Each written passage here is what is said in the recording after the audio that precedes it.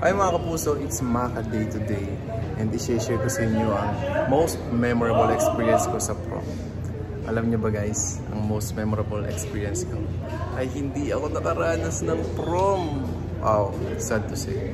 Yes, nung high school, parang may conflict sa time, kaya hindi ako naka-attend sa prom.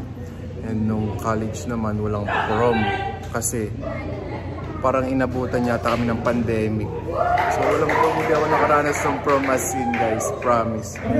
Kaya siguro kung makakaranas ako ng prom, yung memorable experience ko doon ay yung party talaga, yung sabay-sabay kayong magkakaklase, nagse-celebrate, sabay-sabay kong gagraduate, pinagkikwentuhan nyo yung mga nangyari dati, ganyan.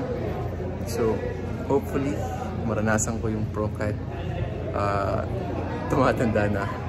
Well, 22 pa lang ako. So yun lang guys.